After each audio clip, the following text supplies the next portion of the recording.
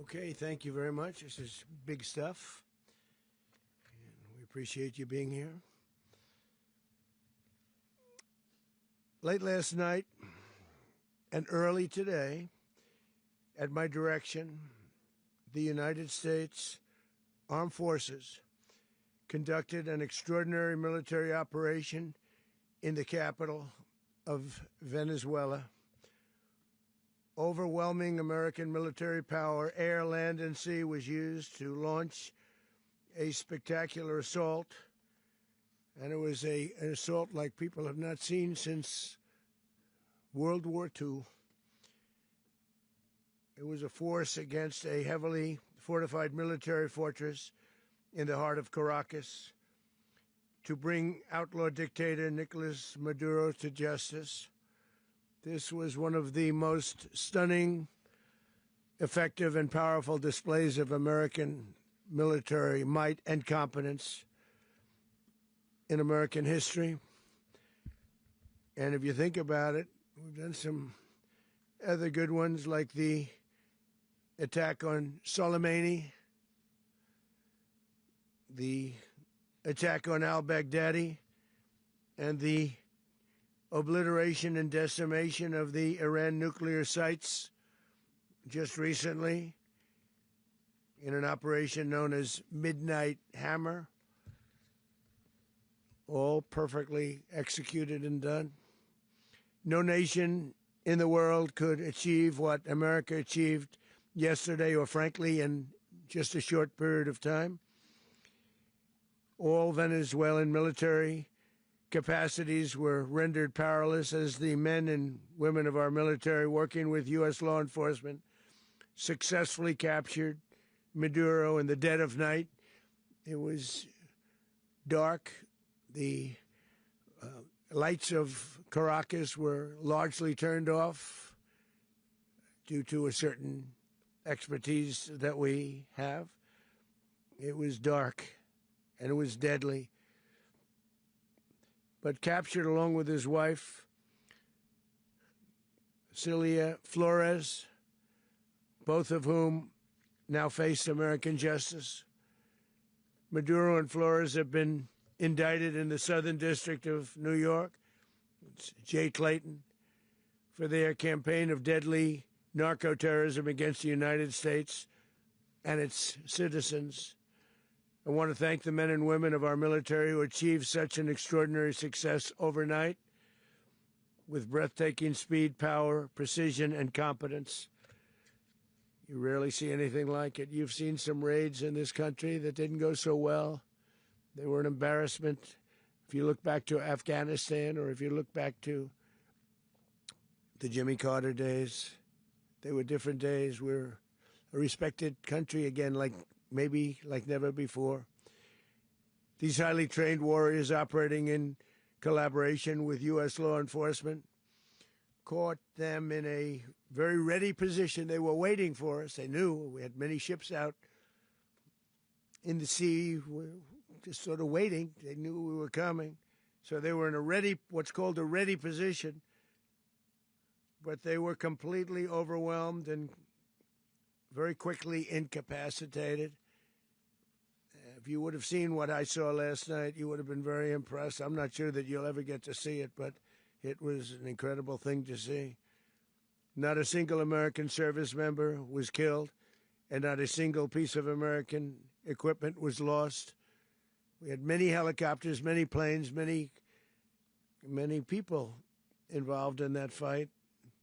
But think of that, not one piece of military equipment was lost, not one service member was, more importantly, killed. The United States military is the strongest and most fearsome military on the planet by far, with capabilities and skills our enemies can scarcely begin to imagine. We have the best equipment anywhere in the world. There's no equipment like what we have, and you see that even if you just look at the boats. You know, we've knocked out 97% of the drugs coming in by sea. 90%. Each boat kills 25, on average, 25,000 people. We knocked out 97%. And those drugs mostly come from a place called Venezuela. We're going to run the country until such time as we can do a safe, proper, and judicious transition. So we don't want to be involved with having somebody else get in, and we have the same situation that we had for the last long period of years. So we are going to run the country until such time as we can do a safe, proper, and judicious transition. And it has to be judicious because that's what we're all about. We want peace, liberty, and justice for the great people of Venezuela, and that includes many from Venezuela that are now living in the United States and want to go back to their country. It's their homeland. We can't take a chance that somebody else takes over Venezuela that doesn't have the good of the Venezuelan people in mind. We've had decades of that. We're not going to let that happen.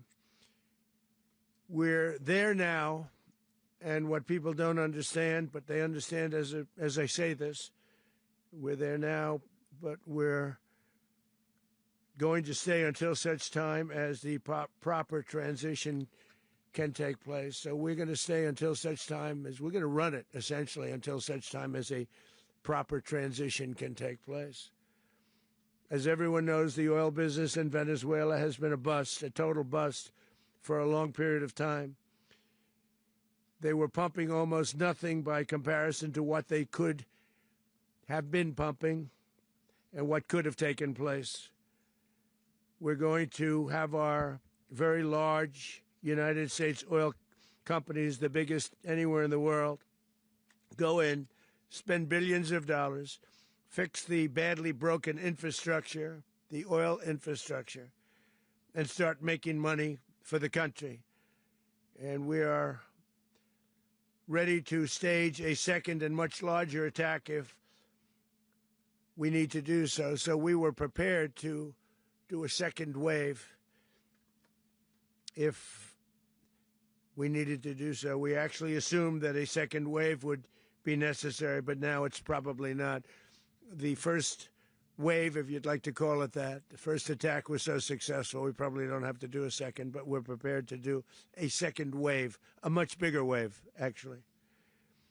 This was pinpoint, but we have a much bigger wave that probably won't have to do. This partnership of Venezuela with the United States of America, a country that everybody wants to be involved with because of what we were able to do and accomplish, will make the people of Venezuela rich, independent, and safe. And it will also make the many, many people from Venezuela that are living in the United States extremely happy. They suffered. They suffered. So much was taken from them. They're not going to suffer anymore. The illegitimate dictator Maduro was the kingpin of a vast criminal network responsible for trafficking colossal amounts of deadly and illicit drugs into the United States. As alleged in the indictment, he personally oversaw the vicious cartel known as Cartel de las Solas, which flooded our nation with lethal poison, responsible for the deaths of countless Americans, the many, many Americans. Hundreds of thousands over the years of Americans died because of him. Maduro and his wife will soon face the full might of American justice and stand trial on American soil. Right now, they're on a ship they'll be heading to, ultimately, New York, and then a decision will be made, I assume, between New York and Miami or Florida.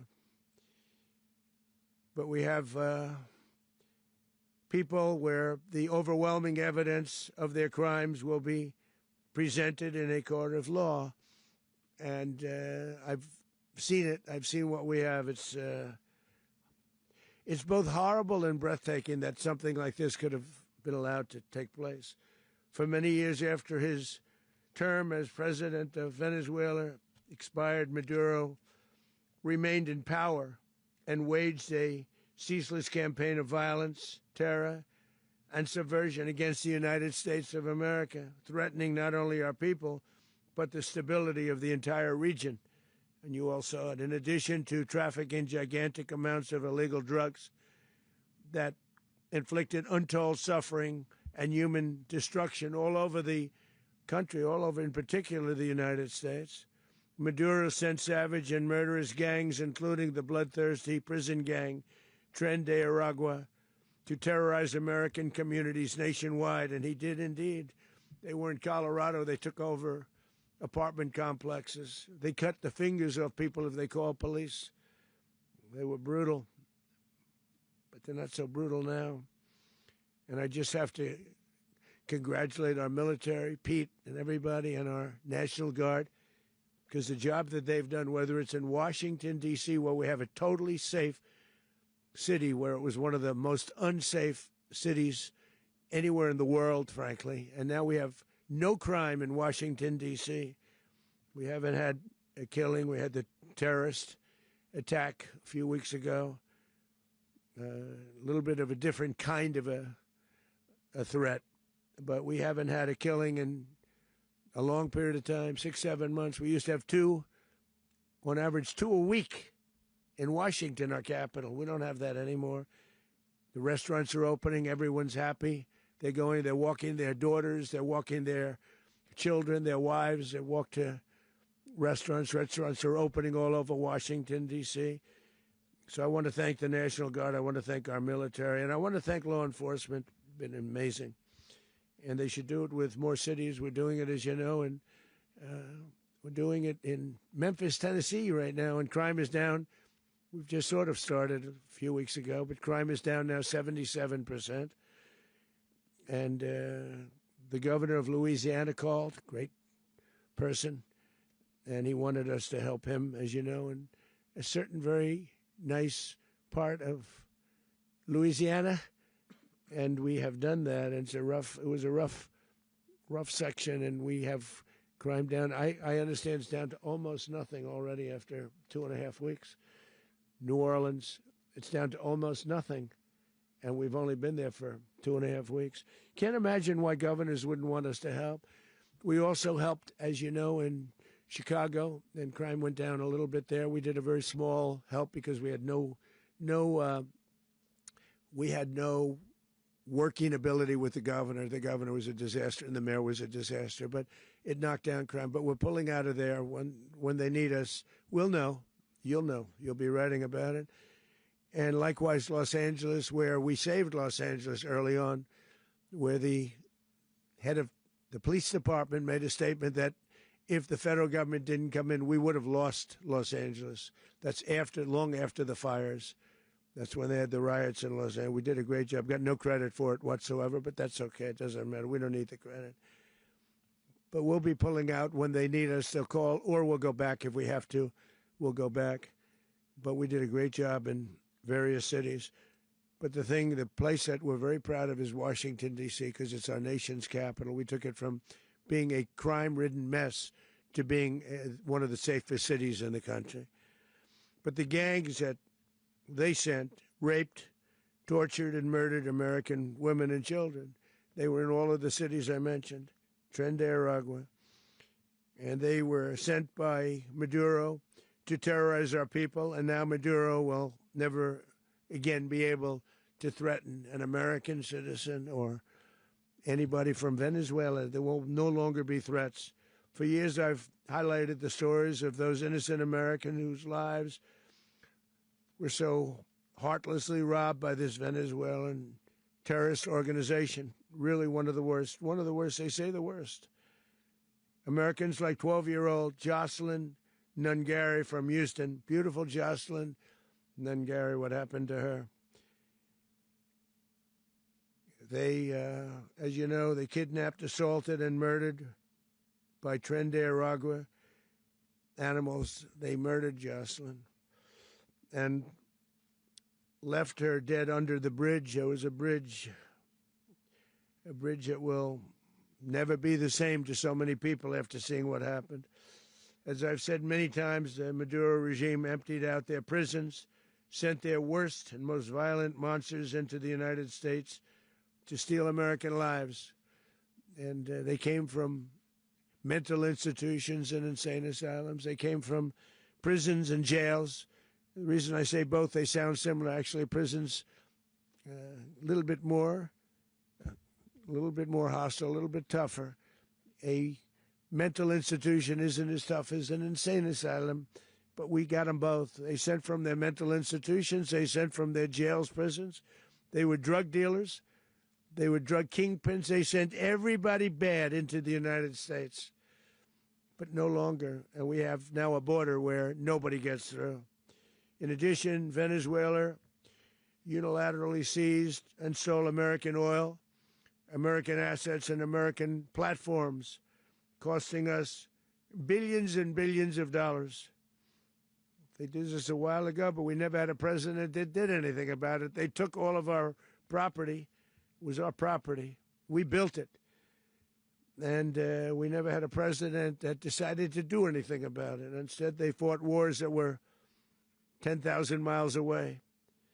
We built Venezuela oil industry with American talent, drive, and skill, and the socialist regime stole it from us during those previous administrations, and they stole it through force.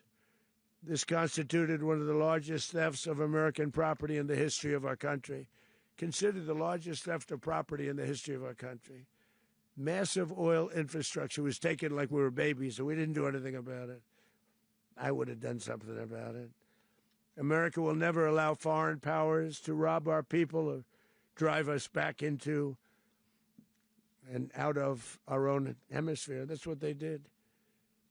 Furthermore, under the now deposed dictator Maduro, Venezuela was increasingly hosting foreign adversaries in our region and acquiring menacing offensive weapons that could threaten U.S.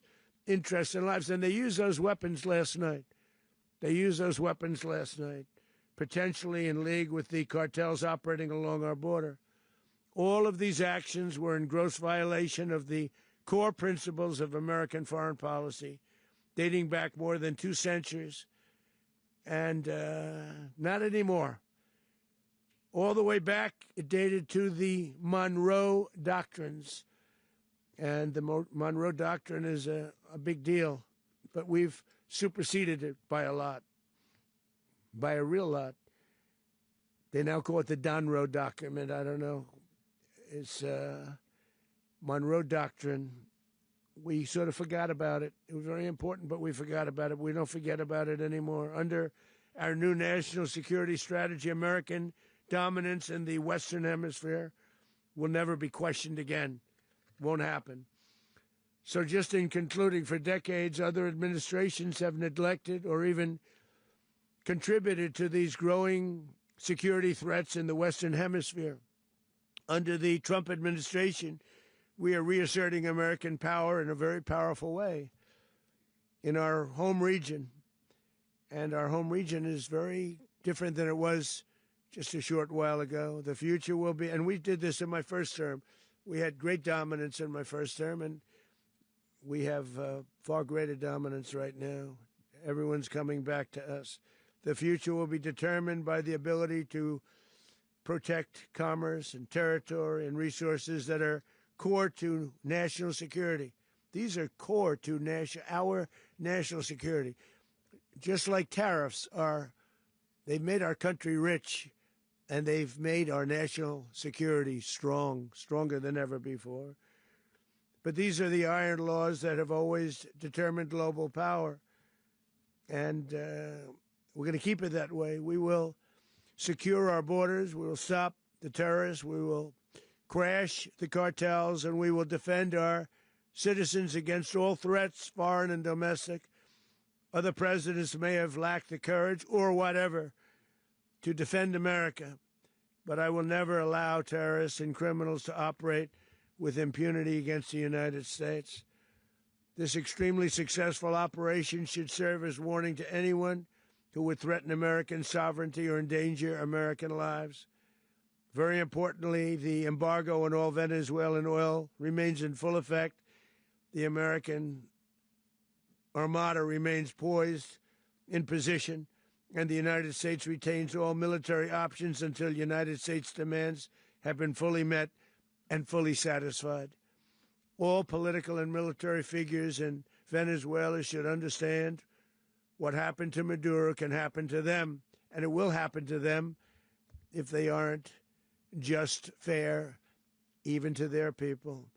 The dictator and terrorist, Maduro, is finally gone, and Venezuela people are free. They're free again. It's been a long time for them, but they're free. America is a safer nation. This morning, it's a prouder nation this morning because it didn't allow this horrible person and this country that was doing very bad things to us. It didn't allow it to happen. And the Western Hemisphere is right now a much safer place to be. So I want to thank everybody for being here. I want to thank General Raisin Caine. He's a fantastic man. I've worked with a lot of generals. I worked with some I didn't like. I worked with some I didn't respect. I worked with some that just weren't good. But this guy is fantastic. I watched last night one of the most precise attacks on sovereignty. I mean, it was an attack for justice. And I'm very proud of him, and I'm very proud of our Secretary of War, Pete Hegseth, who I'm going to ask to say a few words. Thank you very much. Mr. President, can you explain how the U.S. will run Venezuela? Well, thank you, Mr. President. Finally, a commander-in-chief the world respects and the American people deserve. And as the President said, words can barely capture the bravery and the power and the precision of this historic operation. A massive joint military and law enforcement raid flawlessly executed by the greatest Americans our country has to offer. American warriors are second to none, the best in the world and the best of our country. What all of us witnessed last night was sheer guts and grit, gallantry, and glory of the American warrior. I'm simply humbled by such men. And I tip my hat to our chairman, Dan Raisin Caine, and all those Americans who stood watch last night. Our warriors are the elite of America, and again, President Trump has your back. No other country on planet Earth, and it's not even close, could pull this kind of operation off. And no other president has ever shown this kind of leadership, courage, and resolve, the most powerful combination the world has ever seen. As the President said, our adversaries remain on notice. America can project our will anywhere, anytime. The coordination, the stealth, the lethality, the precision, the very long arm of American justice, all on full display in the middle of the night. Nicolas Maduro had his chance, just like Iran had their chance, until they didn't and until he didn't. He effed around, and he found out. President Trump is deadly serious about stopping the flow of gangs and violence to our country. Deadly serious about stopping the flow of drugs and poison to our people. Deadly serious about getting back the oil that was stolen from us. And deadly serious about reestablishing American deterrence and dominance in the Western Hemisphere. This is about the safety, security, freedom, and prosperity of the American people. This is America first. This is peace through strength. And the United States War Department is proud to help deliver it. Welcome to 2026. And under President Trump, America is back. I'd like to welcome now our chairman, Chairman Raisin Caine, to give a few more details about the operation. Mr. Chairman. Thank you, Mr. Secretary. Thank you, Mr. President, and good morning. Last night, on the order of the President of the United States and in support of a request from the Department of Justice, as the President said, the United States military conducted an apprehension mission in Caracas, Venezuela, to bring to justice two indicted persons, Nicolas and Cecilia Maduro. This operation, known as Operation Absolute Resolve, was discreet, precise, and conducted during the darkest hours of January 2nd and was the culmination of months of planning and rehearsal, an operation that, frankly, only the United States military could undertake. What I'd like to do this morning is talk to you through some of the preparation and the details without compromising any of our tactics, techniques, and procedures. There is always a chance that we'll be tasked to do this type of mission again. Our interagency work began months ago and built on decades of experience of integrating complex air, ground, space, and maritime operations. While the past 2 decades have honed the skills of our special operations forces, this particular mission required every component of our joint force, with soldiers, sailors, airmen, Marines, and Guardians working in unison with our intelligence agency partners and law enforcement teammates in an unprecedented operation. We leveraged our unmatched intelligence capabilities and our years of experience in hunting terrorists, and we could not have done this mission without the incredible work by various intelligence agencies, including the CIA, NSA, and NGA. We watched, we waited, we prepared, we remained patient and professional. This mission was meticulously planned, drawing lessons from decades of missions over the last many years, many missions over these last many years. This was an audacious operation that only the United States could do. It required the utmost of precision and integration within our joint force. And the word integration does not explain the sheer complexity of such a mission. An extraction so precise it involved more than 150 aircraft launching across the Western Hemisphere in close coordination, all coming together in time and place to layer effects for a single purpose: to get an interdiction force into downtown Caracas while maintaining the element of tactical surprise. Failure of one component of this well-oiled machine would have endangered the entire mission, and failure is never an option for America's joint force. Those in the air over Caracas last night were willing to give their lives for those on the ground and in the helicopters. Let me talk a little bit about the preparation. After months of work by our intelligence teammates to find Maduro and understand how he moved, where he lived, where he traveled, what he ate, what he wore, what were his pets, in early December, our force was set pending a series of aligned events. Key was choosing the right day to minimize the potential for civilian harm and maximize the element of surprise, and minimize the harm to the indicted personnel so, as the President said, they could be brought to justice. And as the President said earlier today, weather in Venezuela is always a factor this time of the year.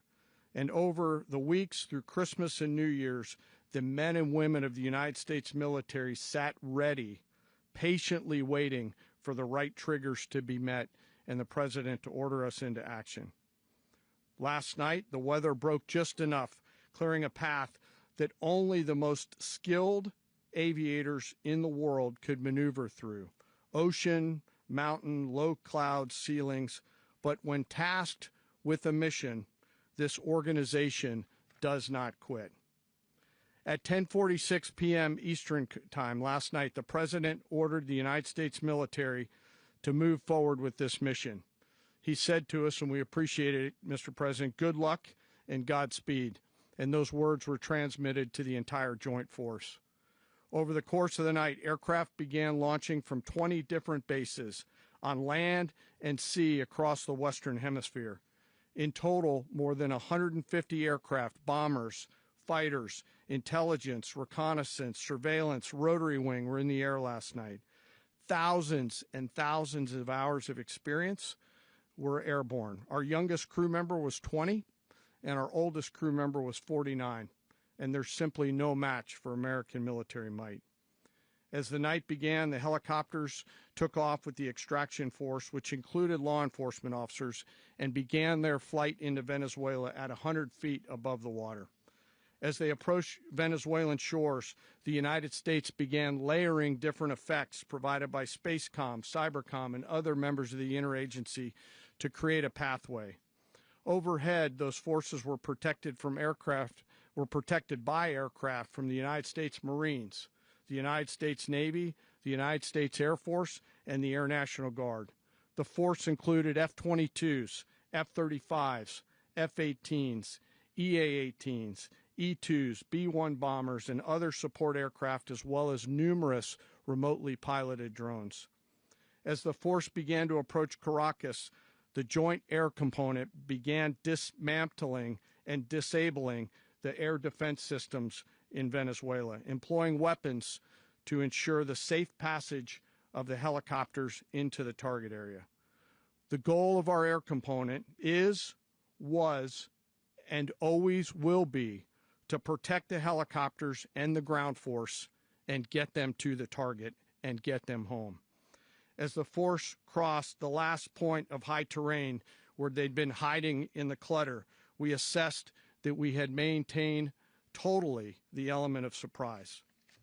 As the helicopter force ingressed towards the objective at low level, we arrived at Maduro's compound at 1:01 a.m. Eastern Standard Time, or 2:01 a.m. Caracas local time, and the apprehension force descended into Maduro's compound and moved with speed, precision, and discipline towards their objective, and isolated the area to ensure the safety and security of the ground force while apprehending the indicted persons. On arrival into the target area, the helicopters came under fire, and they replied with that fire with overwhelming force in self-defense. One of our aircraft was hit but remained flyable, and as the President said earlier today, all of our aircraft came home, and that aircraft remained flyable during the rest of the mission. As the operation unfolded at the compound, our air and ground intelligence teams provided real-time updates to the ground force, ensuring those forces could safely navigate the complex environment without unnecessary risk. The force remained protected by overhead tactical aviation. Maduro and his wife, both indicted, gave up and were taken into custody by the Department of Justice, assisted by our incredible U.S. military with professionalism and precision, with no loss of U.S. life. After securing the indicted persons, the force began to prep for departure. Helicopters were called in to exfiltrate the extraction force, while fighter aircraft and remotely piloted aircraft provided overhead coverage and suppressive fire.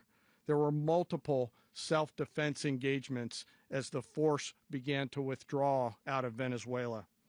The force successfully exfiltrated and returned to their afloat launch bases, and the force was over the water at 3:29 a.m. Eastern Standard Time with indicted persons on board, and both Maduro and his wife were embarked aboard the USS Iwo Jima.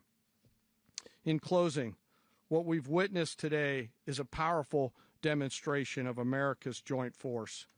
We think, we develop, we train, we rehearse, we debrief, we rehearse again and again, not to get it right, but to ensure that we cannot get it wrong. Our jobs are to integrate combat power so when the order comes, we can deliver overwhelming force at the time and the place of our choosing against any foe anywhere in the world. I am immensely proud today of our joint force and filled with gratitude to represent them here today. There is simply no mission too difficult for these incredible professionals and the families that stand by them and support them. As we stand here this morning, our forces remain in the region at a high state of readiness, prepared to project power, defend themselves, and our interests in the region. This operation is a testament to the dedication and unwavering commitment to justice and our resolve to hold accountable those who threaten peace and stability. In closing, I want to express my heartfelt gratitude to the brave men and women who executed this mission. Their courage and tireless commitment to our nation are what makes us strong. Thank you, Mr. Secretary, and thank you, Mr. President. Well, I don't have much to add to what you've heard now, other than the following points. Nicolas Maduro was indicted in 2020 in the United States. He is not the legitimate president of Venezuela. That's not just us saying it. The first Trump administration, the Biden administration, the second Trump administration, none of those three recognized him. He's not recognized by the European Union and multiple countries around the world. He is a fugitive of American justice with a $50 million reward, which I guess we saved $50 million. And make sure. Yeah, exactly. But don't let anybody claim it.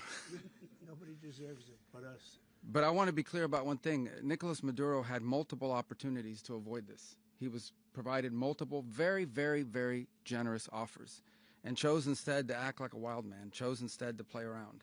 And the result is what we saw tonight. The other message here is the following. You have a guy, like many people around the world, they like to play games. You have a guy who decides he's going to invite Iran into his country, is going to, do the confiscation of American oil companies, is going to flood our country with gang members, is going to take Americans prisoner and try to hold them for hostage and trade them like he was able to do with the Biden administration.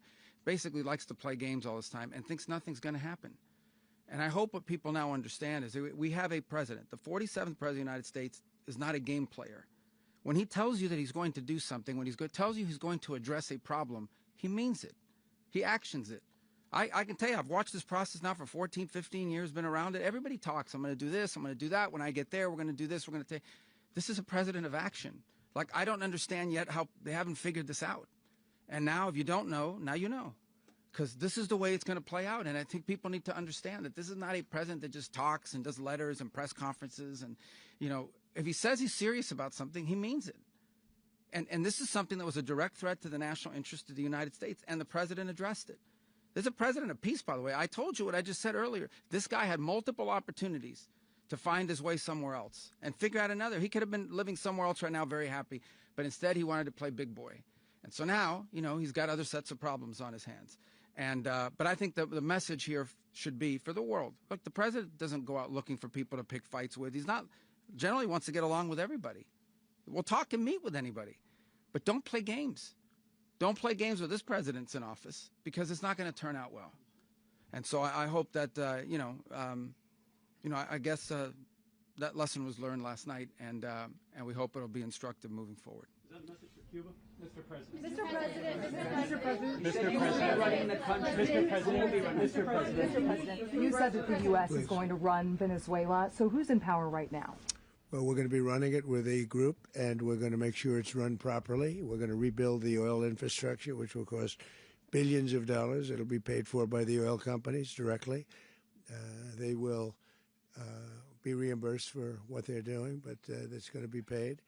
And we're going to get the oil flowing the way it should be. As you know, it was just a minor flow. It was actually a minor flow for what they have. But we're going to run it properly, and we're going to make sure the people of Venezuela are taken care of. We're going to make sure the people that were forced out of Venezuela by this thug are also taken care of.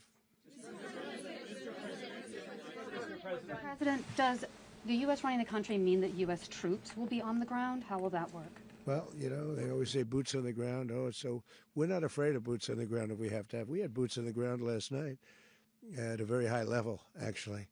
We're not afraid of it. We don't mind saying it. But we're going to make sure that that country is run properly. We're not doing this in vain. This is a very dangerous attack. This is an attack that could have gone very, very badly. Could have gone very badly.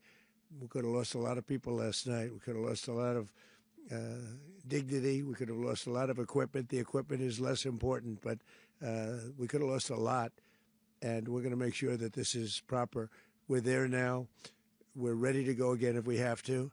We're going to run the country right. It's going to be run very judiciously, very fairly. It's going to make a lot of money. We're going to give money to the people. We're going to reimburse people that were taken advantage of. We're going to take care of everybody. It's very important. We couldn't let them get away with it. They stole our oil. We built that whole industry there, and they just took it over like we were nothing. And we had a president that decided not to do anything about it. So we did something about it. We're late, but we did something about it. Yeah, please. Can you explain the exact mechanism by which you're going to run the country? Are you going to designate a U.S. official to coordinate? Yes, it's all being done right now. We're designating people. We're talking to people. We're designating various people, and we're going to let you know who those people are. That would run Venezuela. Well, it's largely going to be for a period of time the people that are standing right behind me. We're going to be running it. We're going to be bringing it back. It's a dead, I talk about a dead country. A year and a half ago, we were a dead country. Now we're the hottest country anywhere in the world. We're a country doing better than any country anywhere in the world. And it required leadership. Venezuela has a lot of bad people in there, a lot of bad people that shouldn't be leading. We're not going to take a chance that one of those people take over for Maduro. So you can look at, and others, we have fantastic people, including people in the military. So we're going to have a group of people running it until such time as it can be put back on track, make a lot of money for the people, and give people a great way of life, and also reimbursement for people in our country that were forced out of Venezuela. Rubio would be... You said earlier today that you weren't going to back Machado to come back and be the opposition leader in your Fox and Friends interview. And then you also mentioned the vice president of Venezuela. Are you going to work with the vice president of Venezuela, or how do you foresee the relationship going? I understand she was just sworn in, but she was, as you know, picked by Maduro. So Marco's working on that directly. He just had a conversation with her, and she's essentially willing to do what we think is necessary to make Venezuela great again. Very simple. Mr. President, Colombian President Gustavo Petro, a couple weeks ago, you said he's got to watch his ass. And today he said he's not concerned about anything happening to him in the aftermath of this operation. So just what your message is about that. Well, he has cocaine mills. He has factories where he makes cocaine. And, yeah, I think I stick by my first statement. He's making cocaine. They're sending it into the United States. So he does have to watch his ass. Mr. President, did you notify any members of Congress in advance? Marco, do you want to talk about that? Because you were involved in it. Sure. We call members of Congress immediately after. This was not the kind of mission that you can do congressional notification on. It was a trigger-based mission in which conditions had to be met night after night. We watched and monitored that for a number of days. So it's just simply not the kind of mission you can call people and say, hey, we may do this at some point in the next 15 days. But it's largely a law enforcement function. Remember, at the end of the day, at its core, this was an arrest of 2 indicted fugitives of American justice, and the Department of War supported the Department of Justice in that job. Now, there are broader policy implications here, but it's just not the kind of mission that you can pre-notify because it endangers the mission. Plus, if I could add one thing to that, Congress has a tendency to leak. This would not be good. If they leaked, General, I think it would have been maybe a very different result. But I have to say, they knew we were coming at some point, We had a lot of ships out there. They sort of knew we were coming. We went there. But Congress will leak, and we don't want leakers. Mr. President, you were one of the only people to watch this all play out live. What was Maduro doing when the U.S. forces entered what I assume would be his home? And also, was there any point where the U.S. was considering if Maduro pushed back or resisted killing Maduro? It could have happened. It could have happened. He was trying to get into a safe place. You know what a safe place is, all steel. And he wasn't able to make it to the door because our guys were so fast. They went through the opposition so fast. And there was a lot of opposition. People were wondering, do we get them by surprise? Sort of surprised, but they were waiting for something. It was a lot of opposition. There was a lot of gunfire. You saw some of it today. But he was trying to get to a safe place, which wasn't safe because we would have had the door blown up in about 47 seconds, they say on average, regardless of how thick the steel was. It was a very thick door. It was a very heavy door, but he was unable to get to that door. He made it to the door. He was unable to close it. Go ahead, finish. Where is Maduro going to be in the time being right now? Do you know his exact whereabouts? Well, eventually, ultimately, in the near future, he's going to be brought to New York. And where is he going to be held? Where is he going to be held in New York? Do you know? That's going to be up to the officials that do these things. Mr. President, the U.S. has something of a mixed track record of ousting dictators without necessarily a plan for what comes afterwards. Did that weigh on your decision? Well, that's when we had different presidents, but with me, that's not true. With me, we've had a perfect track record of winning. We win a lot, and we win. If you look at Soleimani, you look at al-Baghdadi, you look at the Midnight Hammer. Midnight Hammer was incredible. Right now, you wouldn't have peace in the Middle East. We have essentially peace in the Middle East because of that. If we weren't successful with Midnight Hammer, you wouldn't have peace in the Middle East. So, with me, you've had a lot of victory. You've had only victories. You've had no losses. Yeah. President, can you How long do you expect the U.S. to run Venezuela, and how soon do you want the Venezuelan people to hold elections? So I'd like to do it quickly, but it takes a period of time. You know, we're rebuilding. We have to rebuild their whole infrastructure. The infrastructure is rotted. It's actually very dangerous. It's blow-up territory. Oil is very dangerous. It's a very dangerous thing to take out of the ground. It can kill a lot of people. It has killed a lot of people doing just that. The infrastructure is old. It's rotted. Much of it is stuff that we put there 25 years ago, and we're going to be replacing it. And we're going to take a lot of money out so that we can take care of the country. Yeah. Are you saying that Secretary Rubio and Mr. President, China, Russia, and Iran have interests in Venezuela. How does this operation affect your relationships with them when it comes to oil and drugs? And Russia, Russia when we get things straightened out. But in terms of other countries that want oil, we're in the oil business. We're going to sell it to them. We're not going to say we're not going to give it to them. In other words, we'll be selling oil probably in much larger doses because they couldn't produce very much because their infrastructure was so bad. So we'll be selling large amounts of oil to other countries, many of whom are using it now, but I would say many more will come. Are you saying, Mr. President, are you saying that, Mr. President, are you saying that? Mr. President, thank you. What is your message to the people of Venezuela today? Of course, the civilian population specifically, they have a lot of questions. What is your message to the people of Venezuela? That you're going to have peace, justice. You're going to have some of the riches that you should have had for a long period of time. It was stolen from you. But you're going to have peace and you're going to have safety. You're going to have justice. You're going to have a country. You're going to have a real country. You're going to have potentially a great country. You know, if you go back 20 years, maybe even a little longer ago, that was a great country. And they destroyed it. Remember I said that if we lose this election, the United States will be Venezuela on steroids. That's what would have happened. Had we lost the election, the 2024 election, we suffered so badly. When you look at the border from 2020, what they did, what Joe Biden administration did to our country should never be forgotten. But if we had to go through another year of that, we would be exactly where Venezuela was in terms. I used to say, if they win, we're going to be Venezuela on steroids, and that's what would have happened. President, thank you. Are you saying that Secretary Hegseth and Rubio are going to be running Venezuela, and will you be sending in U.S. military troops to provide? Team that's working with the people of Venezuela to make sure that we have Venezuela right. Because for us to just leave, who's going to take over? I mean, there is nobody to take over. You have a vice president who's been appointed by Maduro. And right now she's the vice president, and she's, I guess, the president. She was sworn in as president just a little while ago. She had a long conversation with Marco, and she said, we'll do whatever you need. I think she was quite gracious, but she really doesn't have a choice. We're going to have this done right. We're not going to just do this with Maduro, then leave like everybody else, leave and say, let it go to hell. If we just left, it has zero chance of ever coming back. We'll run it properly. We'll run it professionally. We'll have the greatest oil companies in the world go in and invest billions and billions of dollars and take out money, use that money in Venezuela.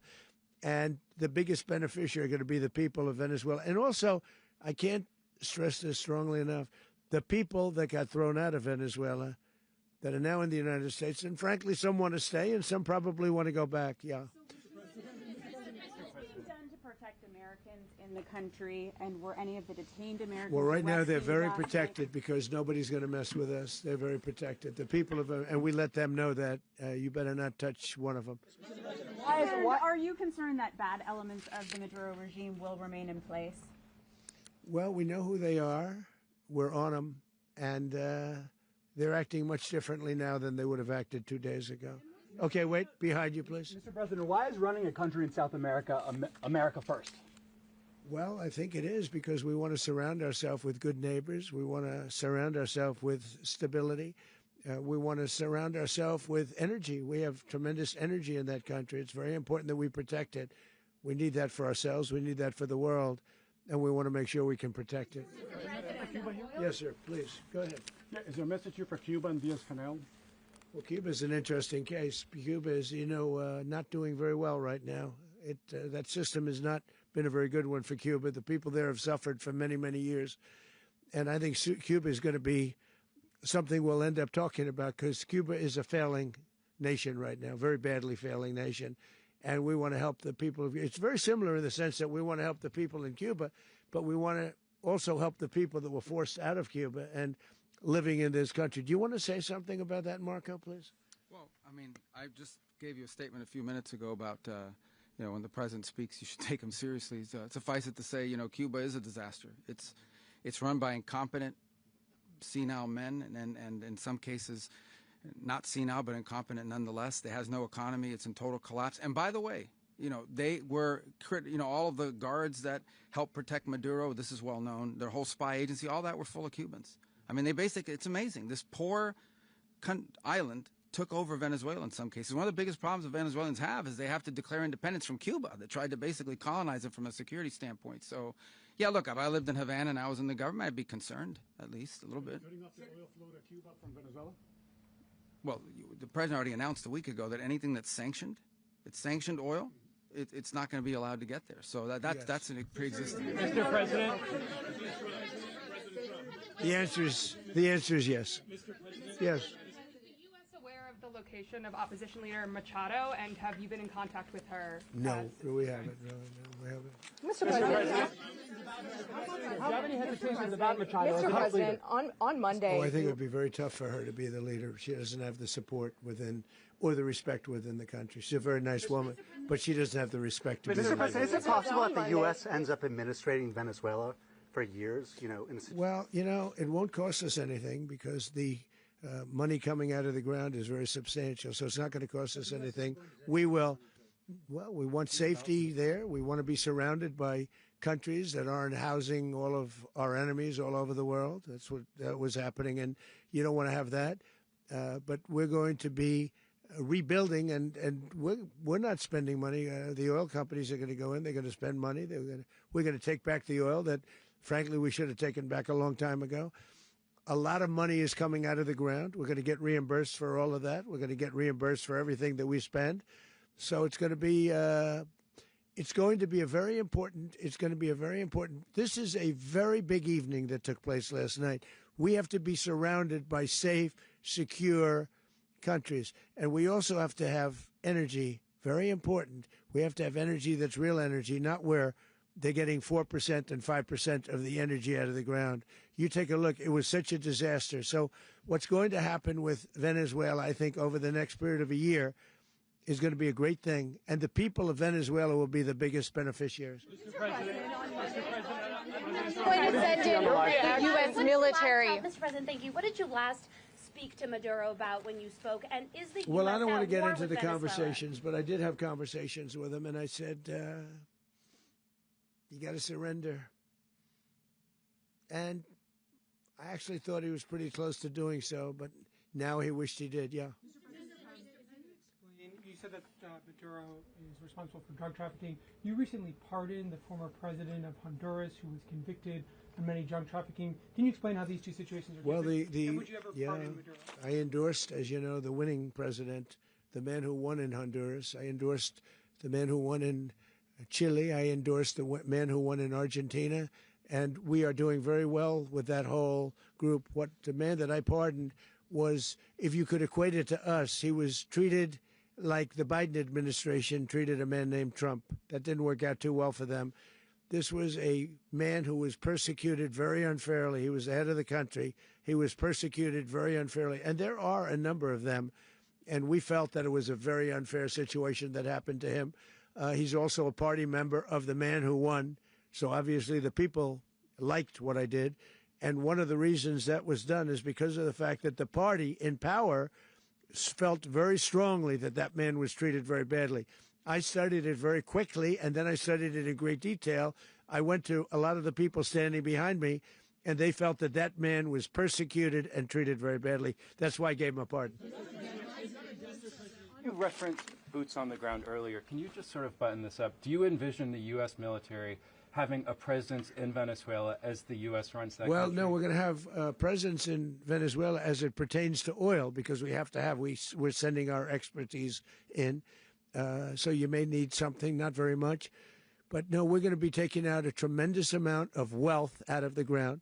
And that wealth is going to the people of Venezuela and people from outside of Venezuela that used to be in Venezuela. And it goes also to the United States of America in the form of reimbursement for the damages caused us by that country. So I want to thank you all very much. Thank you. Do you have one? Yes, please. You were so nice before. I'm going to give you the final question. Go Thank ahead. you, Mr. Unless President. it's a bad question, in It's which about case I'll Putin. go one word. It's about who? It's about Putin, if you want. About Putin. Well, that's Okay. always nice You had to a talk phone- about Putin. You had a phone call with him Yeah. on Monday. Did he talk at all about Maduro? Did y'all talk about this? No, we didn't. And We then- never spoke about Maduro. Are you mad at him right now? I mean, there's this I'm not intelligence. thrilled with Putin. I'm not thrilled with Putin. He's killing too many people. I thought that would be so. I settled 8 1/4 war. You know what the 1/4 was? Thailand and Cambodia. I did it again. They broke out, and I did it in about 5 hours, and I settled it. I'm giving myself 1/4, so I'm up to now 8 1/4. In other words, I settled the war, but then they broke out. They had a pretty bad breakout over the last 4 days. I got them to go back to peace, so I only give 1/4. I thought the easiest one would be, one of the easier ones would be Russia, Ukraine. It's not, and they both have done some pretty bad things. And look, that's Biden's war. That's not my war. But I want to stop the lives. Did you see where last month, 30,000, it was 27,000 the month before. 30,000, mostly soldiers, were killed this last month. 30,000. I want to stop that. You know, I got NATO to pay 5% instead of the 2% that they weren't paying. They weren't paying 2, now they pay 5. And we send them a lot of munitions. We send them a lot of things, missiles and various other things, a lot. And they pay. The United States is not losing money. We're probably making money on that. It's the last thing I care about. I just want to stop all those people. We're losing 25, 30,000 human beings that come from 2 places that are very far away. But if I can stop, because it's something I've been pretty good at doing, deals, I guess. It's all a deal. Life is a big deal. But if I can stop that war and stop 30,000 young people, in addition to the fact that people are being killed in Kiev, people are being killed in other cities throughout, a much smaller number, but they're being killed, viciously killed. So I'm not happy about it. I thought that would be something that would get solved. We have Mr. Witkoff here. I think that we're making progress, but that's a war that should have never happened. If I were president, it would have never happened. Putin says it. Everybody says it. If I were president, that would have never happened. But I inherited that war. That was Joe Biden, Zelensky, and Putin. I came into the situation, and it's a mess. And I will say this. I watched an operation last night that was so precise, that was so brilliant. I mean, it was incredible. If we had our people, like this general and our people involved, that war would not have gone on very long, that I can tell you. That war, to use an old term, that war has become a bloodbath, and we want it to get stopped. Thank you very much. Are you concerned a rogue Venezuelan general can take over the country? Can you talk about your conversation with the Vice President?